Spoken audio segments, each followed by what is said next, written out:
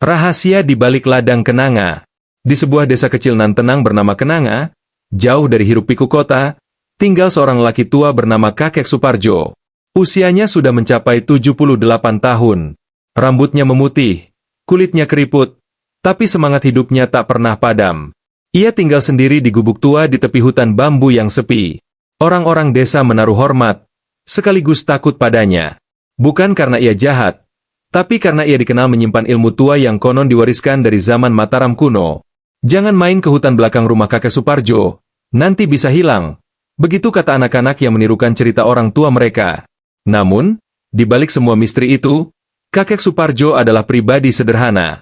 Setiap pagi ia pergi menyiram bunga kenanga di halaman, meracik jamu tradisional, dan kadang ke pasar untuk menjual madu hutan. Hidupnya tenang. Hingga suatu hari, hidup tenang itu diguncang oleh satu nama, Sekar Ayu. Bab 2, Gadis Kembang Desa. Sekar Ayu, usia 19 tahun, adalah gadis paling cantik di desa Kenanga. Kulitnya bening, rambut panjangnya hitam legam, dan senyum manisnya membuat banyak pemuda desa jatuh hati. Ia anak semata wayang dari pasangan Pak Lurah dan Bu Retno. Sebagai kembang desa, banyak pemuda datang meminangnya. Tapi tak satu pun yang diterima. Sekar tak hanya cantik, tapi juga cerdas. Ia bercita-cita melanjutkan kuliah ke kota. Namun ibunya selalu menolak. Tak perlu jauh-jauh. Nanti ketemu lelaki kota, lupa desa, ujar ibunya. Diam-diam, Sekar sering menyendiri di kebun dekat hutan bambu. Ia menikmati ketenangan dan bau harum kenanga liar. Hingga suatu siang yang panas, ia pingsan karena kelelahan. Tepat di dekat gubuk Kakek Suparjo. Bab 3. Pertemuan yang tak direncanakan. Kakek Suparjo yang tengah menyeduh jamu melihat tubuh Sekar tergeletak di rerumputan. Ia panik, lalu membawa gadis itu ke dalam gubuk dan merawatnya dengan air kelapa, minyak kayu putih, dan doa-doa kuno yang ia warisi. Saat Sekar siuman, pandangannya kabur. Ia melihat siluet lelaki tua yang duduk di depannya, menatapnya dengan mata penuh kekhawatiran.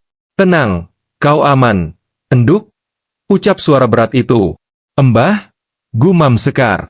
"Pingsan kau tadi." "Sudah 3 jam," jawabnya lembut. Dan sejak hari itu, sesuatu dalam hati Sekar berubah. Bab 4. Rahasia yang tumbuh di antara bambu. Sekar mulai sering datang ke gubuk Kakek Suparjo. Awalnya untuk berterima kasih, lalu berlanjut menjadi kebiasaan. Ia mulai tertarik belajar jamu, tanaman obat, bahkan ilmu warisan leluhur. Kakek Suparjo mengajarkannya dengan sabar. Warga desa mulai bergunjing. "Apa yang dilakukan Sekar dengan lelaki setua itu?" bisik mereka. Tapi Sekar tak peduli. "Kenapa kau tak takut padaku, Sekar?" tanya kakek suatu hari. "Aku melihat mata Mbah penuh kejujuran. Dan entah kenapa aku merasa damai di sini," jawab Sekar sambil menatap bunga kenanga. Kakek Suparjo hanya tersenyum getir. Di balik itu, ia tahu perasaannya pada gadis itu mulai berubah. Ia mencoba melawan, tapi tiap senyuman Sekar menembus benteng keteguhannya. Bab 5. Hujan dan malam yang mengubah segalanya. Suatu malam, hujan turun deras. Sekar yang tadinya hanya mampir, tak bisa pulang. Gubuk kayu itu hanya diterangi lampu minyak. Dingin menusuk, dan api perapian dinyalakan. "Tidur saja di ranjang, Mbah di lantai," kata Suparjo. "Tidak, kita berbagi saja. Aku tak tega lihat Mbah di bawah." Dan malam itu, dalam sunyi dan bisik hujan, perasaan yang terpendam tumpah ruah. Pelukan yang awalnya sekadar hangat menjadi sesuatu yang tak bisa dibendung. Tubuh tua dan muda menyatu dalam malam yang kelam, disaksikan hanya oleh bayang-bayang bambu. Pagi harinya, Sekar hanya menatap langit-langit, diam. Tapi tak ada penyesalan. Ia hanya berkata lirih, "Mbah, apakah ini salah?" "Kalau salah, tak akan ada bunga kenanga yang harum pagi ini," jawab Kakek Suparjo sambil menggenggam tangan gadis itu. Bab 6. Dugaan, fitnah, dan hamil. Sebulan berlalu. Sekar mulai merasa mual tiap pagi. Ia cepat lelah. Bu Retno curiga. Saat diperiksa dukun bayi, hasilnya membuat geger. Sekar hamil. "Siapa lelaki itu, Sekar? Katakan. Jangan bikin malu keluarga," bentak Pak Lurah. Tapi Sekar hanya diam. Desa Kenanga gempar. Semua pemuda desa dituding. Bahkan, seorang guru muda nyaris dipenjara karena desas-desus. Namun akhirnya, Sekar mengaku, yang bertanggung jawab adalah kakek Suparjo. Dunia seperti terhenti. Pak Lurah pingsan. Bu Retno menjerit histeris. Warga menyerbu gubuk tua itu.